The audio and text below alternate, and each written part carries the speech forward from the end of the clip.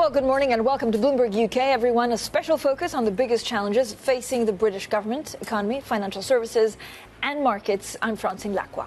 Now, with the UN climate conference taking place in Dubai, the UK government is trying to prove that it's still committed to net zero. That's after watering down Britain's green agenda just a few months ago. The Prime Minister Rishi Sunak has pledged to spend £1.6 billion on climate projects. Now, the UK will also spend £500 million to tackle deforestation and about £300 million for energy innovation projects. Now, it will also contribute up to £40 million for the Key Loss and Damage Fund to help vulnerable countries cope with the impact of rising temperatures. Now, Britain has long tried to present itself as a global leader in the shift to renewable energy from fossil fuels. But in September, Sunak scaled back a series of green commitments, arguing it's unfair on British taxpayers to do more until other countries have caught up. Then in June, the UK's Independent Climate Change Committee said that Britain's chances of achieving its goals are getting slimmer. And just yesterday, a new report by the National Audit Office said the UK government lacks, quote, an effective strategy to make the country resilient to extreme weather events that can cause significant disruption. Now, the Prime Minister, though, has defended his government's green ambition at COP28. Our 2030 target means the deepest cuts of any major emitter, and we're determined to deliver. But instead of putting more pressure on working people, we're choosing a pragmatic new approach. We're ramping up renewables and embracing the opportunities of technology and green industry, because we've shown that you can cut emissions while growing the economy and creating jobs. Lots to discuss with John Fraher, Bloomberg's senior executive editor for business, finance and climate, and also Alastair Marsh, who covers ESG and climate finance for Bloomberg. Both of them, of course, were on the ground at COP28. So thank you for joining us. John, first of all, where is the UK in all of this? You know, some investors say, look, they're scaling back, but actually in certain projects, they're still quite ambitious. Yes, I think there are criticisms, obviously, of this government for scaling back a lot of its green commitments. But when you take it sort of in the round and you look at how far the UK has come in the last 10, 15 years on things like wind, you know, the UK still is very much sort of in the vanguard of a lot of this stuff. And also important, you know, to point out there is a little bit of a gap between the rhetoric of this government, which is trying to protect, you know, trying to sort of show that it's sceptical on net zero. But when you look on the ground at things like regulations on electric cars, they're still actually doing quite a lot. And Alastair, you follow the money, right? You try and make sure that we talk about where the money and where capital is being deployed. Again, what does the UK have to offer? Is it new technology? Is it actually getting investments and projects being built here? Well, the biggest attraction, I guess, is the City of London, the financial heart. And Rishi Sunak, when he was the Chancellor, talked about making the City of London the first net zero financial centre, and the UK is still trying to position itself as the place to be for financing green solutions, green technology. And actually one of the big things that Sunak announced at COP, or that he was keen to talk about, was the Mazda and RWE financing of the Dogger Bank wind farm. And, you know, so positioning London to be a place that can channel the trillions, or the billions at least, towards these renewable solutions. The concern, John, is that actually it's difficult to position yourself as a champion of green bonds, green, finance, if at the same time you say actually the ultra-low emission zone is maybe something that London doesn't want. Like, how do investors look at the two? Yeah, I think you're seeing this playing out in a lot of different countries around the world. Right? We're seeing the same thing in the US. So we have the Inflation Reduction Act, which is people say will revolutionize American industry, but at the same time you have a lot of politicians expressing, especially in the Republican Party, expressing skepticism about that, saying they'll push it back. You also have the same thing here, lots of mixed messages, and I think you're right. That is the challenge for investors, to figure out which is my North Star. Are we actually going to go all in on renewables, or is there going to be a slowdown? And that, I think, is why things like the COP matters. We're going to see the statement in a week's time about consensus where the world is on renewables versus fossil fuels. And that's what it's interesting. Words do matter. Yeah, and of course, John, you and I were covering COP28, and the big focus is actually whether there's a phase-out or there's word of a phase-out of fossil fuel in the communique, and I think Rishi Sunak was one of the leaders pushing for that. Yes, I think this is where we are now in the COP negotiations, right? So we've had the first 5-6 days, there were a lot of announcements, there were a lot of fireworks, some very significant things announced, obviously loss and damage, some skepticism about some of the other things that were announced. But I think now the real question is how far can negotiators go on this question of phase down, phasing out of fossil fuels. The Saudis, in an interview with Bloomberg, told us 2 days ago they would totally not accept any of that. John Kerry, on the other hand, obviously pushing for that very, very, very aggressively. And this is now where the hard yards are. Now, the next 8 days, 9 days, we're going to see a lot of hard-fought negotiations in Dubai over this language. Alastair, how do you see all of this playing out? We're also in election year. The UK government has to call an election, or the Prime Minister has to call an election by January 2025. Is this going to be at the political forefront of these two battle lines? I think so. Well, as John mentioned, the talk around ULEZ, that really exposed a fault line between trying to get to the bottom of what is it that the populists want. Are they really willing to sacrifice returns, cost of living, to pursue the green agenda? Is that, I mean, maybe that's a binary choice, some would say, but that's certainly what the way this debate is forming. And I guess that the things that we were hearing at Dubai, certainly from the financial perspective, was that all of this green and renewable agenda, it needs to be thought about through the prism of regular finance, through profit and loss. Does this really stack up against the returns that we need? And in terms of pensioners and so on, it would be the same thing. Does this actually stack up, or is this going to cost me? And in the moment of high inflation, cost of living, that's the real question that will matter, I think.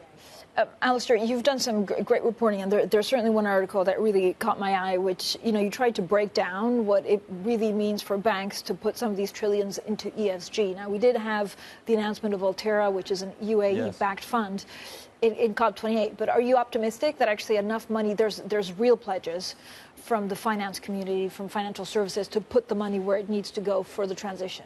Well, what was really interesting to us this time versus, say, Glasgow, where you had the announcement of $130 trillion ready to finance the transition. This time around, there's much more pragmatism, there's much more realism, and the finance sector is saying that climate finance will have to follow the rules of regular finance, i.e. if the returns don't stack up, the money will not flow.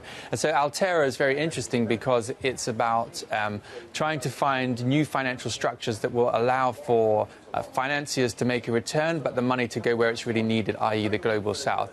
And so the jury's out as to whether these kind of structures will actually work. But finance, the message from Wall Street, there was a big Wall Street presence there, was we will finance the transition only to the point that it makes sense returns-wise for us. John, the problem is that because there's an absence of regulation, then it's really up to the banks or global finance to define, a project that's good, that's green, that's ESG friendly, or that's climate transition investment. Yes, but also it's important. I mean, Alice is completely right that we are seeing a new era of pragmatism here from big finance. But it's also important to look at things like the World Bank. They are getting very, very heavily involved here, and part of their mission is to try to help make it worthwhile for for commercial banks to lend to the global south. So they want to, this concessionary finance, put in the first tranche of money into projects, solar projects, wind projects, whatever you want to have in Africa, and that will then. That risk-free investment from the perspective of big banks will make it worth their while then to come in at an attractive interest rate. But, Alastair, when we talk about, of course, a return on investment for financial companies investing in green, I understand, but what's the benchmark? So if you, invested £100 in one of the big oil majors, you'd be getting dividends, your share price would be up significantly. So what are we talking about to make these projects viable? That's the very good question. I mean, if you look at green stocks, they're down like 20% this year. So it's a pretty ugly picture this year, and that's mostly driven by inflation. And that is really awkward when, as you say, big oil and the kind of energy majors are really outperforming. If you look at this on a pure kind of hard numbers basis at this point, you're going to get a better return out of the fossil fuel majors, and that's really not great for what we need to happen on the transition, the flow of money towards renewables and clean energy. So, it's a very tricky situation at the moment, and money talks. That's kind of the message that we got from Dubai. John? I agree with that, but also I think it's important. There is a long-term and short-term perspective here as well. In the short term, everything that Alastair said, is right. This is not a great time to be investing in renewables, especially when there's so much, when the returns on fossil fuels have been so much better over the last year and a half. But if you take a long-term view, prices are coming down. Solar and wind prices, we've seen that. And the big bet is that the next generation of technologies, batteries, carbon capture, will start becoming cost-effective. I mean, batteries, that curve is already coming down. Can we get carbon capture to be much cheaper than it is? And, you know, the big prize here for a lot of investors, yes, in the short term this is difficult, but if you said 15 years ago that Tesla would be the world's most valuable company, no one would have believed you. So in this space, I think that is still sort of the lure, that there is a lot of money to be made here if you get the timing right, but you have to be patient. Yeah, at the same, I mean, we had John and I had a great time, actually, because after working like almost 18 hours a day, we also went to see Ocean X and Ray Dalio. I mean, it's amazing to almost have seen all of global Wall Street show up. Right. I mean, this was one of the most remarkable things, certainly about the first week of this COP. I mean, it was the closest I've ever seen a COP being to being like a Davos. Yeah. We didn't quite have the Jamie Dimons and the Solomons there, but it was pretty close. And I think there was a sense that, you know, there was a lot of business to be done there, not just talking to prime ministers, etc., but other business on the side. So it was a very interesting COP. Yeah. Remains a very interesting COP from that perspective. Yeah, interesting and intense. Thank you both, John Fraher there and Alastair Marsh. Now, coming up, we'll have plenty more, of course, on COP28. We'll also be joined by Jonathan Maxwell, a leading specialist investor, to look at the role that energy efficiency plays in the green transition. That's up next, and this is Bloomberg.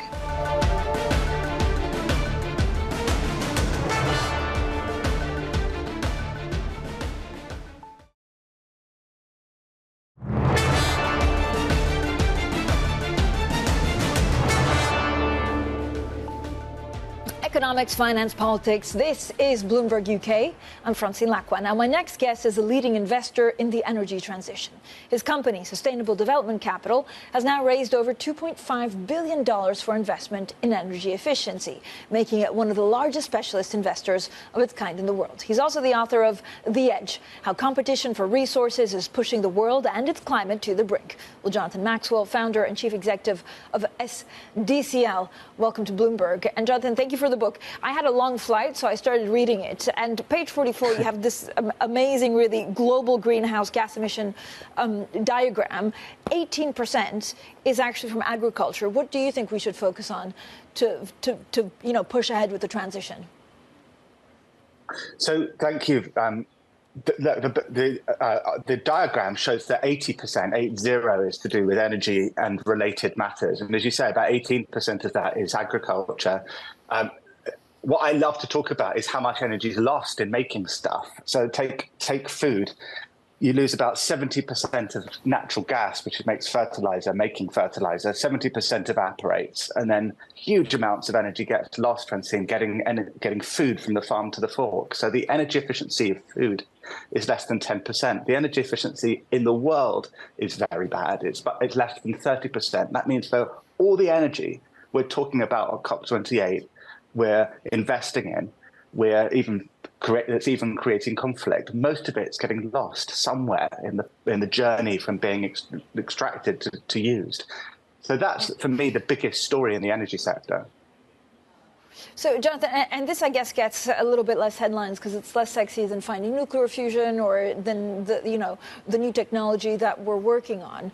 Do you feel like COP28 so far, and we still have 10 days to go at COP, actually really put it on the map that if we're going to be more efficient, in terms of the technology that we use to save energy, it will make a material difference?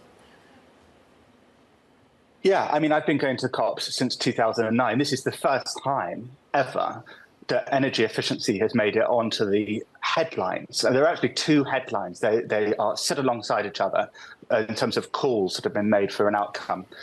One is tripling the rate of renewable energy, as John just discussed. But the second, it's never been on the agenda before at this level, at the top table, is doubling the rate of energy efficiency.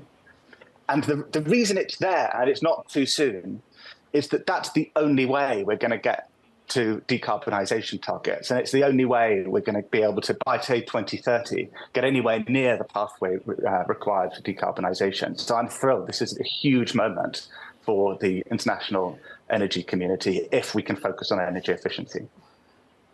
But, Jonathan, the problem with energy efficiency is that it's very capital intensive at the start. So if you're changing, infrastructure or retrofitting buildings, it costs a lot of money. Where does that money come from? So I think the first point I'd make is the wonderful thing about energy efficiency is it saves money. So the savings that you generate by doing the same with less energy, or even more with less energy, pays for the projects. Now, the question is how long it takes. But these projects in current high energy prices in Europe and even in America only take 2, 3, 4, 5, 6 years to repay. That's very different from a long-term centralized energy plant where it may take decades to design, develop. The second point is there are investors like us. So I invest all the time in projects that deliver energy efficiency solutions. And instead of the upfront cost, investors like us will fund the project. A great example is in 2015, we changed all the light bulbs for Santander Bank, and they ended up paying us a fee which was less than they would have been paying business as usual. If we did this in the NHS in the UK, the NHS would save £1 billion over the next 10 years. It's a massive economic productivity play. But again, where does that, so with all that has been agreed so far at COP28, which is low-hanging fruit, but still there wasn't the fighting from countries that we've seen in the past, are you confident that that pool of capital that's needed will come from institutions, whether multilateral development banks or whether private finance? I think there's a massive role for private finance. I mean, we're a great example of that. Over the last couple of 5, 6 years, we've raised $2.5 billion to invest in these projects. We're backed by insurance companies, pension funds. We partner with government. We've actually just announced a partnership on Saturday with the Mayor of London to create a programme just to focus on London. But the private sector has a massive role to play here. There is a very large amount of dedicated institutional infrastructure capital like ours that can invest in these projects. And that is the biggest opportunity: decarbonise public buildings, industry, data centres and commercial industrial facilities using private finance and work within a regulatory context which insists that companies and countries can't just go on wasting most of their energy. The return on these investments, just because of the nature of it and also what we're seeing given geopolitics, will be lower than, I guess, the big oil and things like that. Do you see a will of people maybe still having a return on their money, slightly lower, but to invest for the transition? I don't. If you don't mind me saying so, Francine, I would slightly contest that. I think that specifically with energy efficiency, because you're investing in something that saves money, the investor's winning and the counterparty who's paying less for their energy is winning. It's a massive marketplace. I would not say that the returns are less for the risk than any other form of energy generation. And in fact, if you think about the fact that 70% of the world's energy is used in buildings, industry and transport, what we're really talking about is that the energy sector needs to gear up to serve the customer. Almost all major energy companies sell energy to the grid into a centralized network. What I'm talking about is helping the 70% of the world's energy users that need reduced energy costs, better energy security, and decarbonisation. And that's what energy efficiency can do. It's the largest, fastest, cheapest and greenest source of clean energy, greenhouse gas emission reductions and energy security. I think, and we have proven through our investments over the years, that they can make more money, not less. Jonathan, thank you so much for joining us today. Jonathan Maxwell, their founder and chief executive officer of Sustainable Development Capital, also the author of The Edge. It's an easy read, actually, and it's quite quick, so I suggest everyone maybe pick it up. Coming up, we look at the politics behind the Prime Minister Rishi Sunak's climate messaging at home and abroad. More on that next, and this is Bloomberg.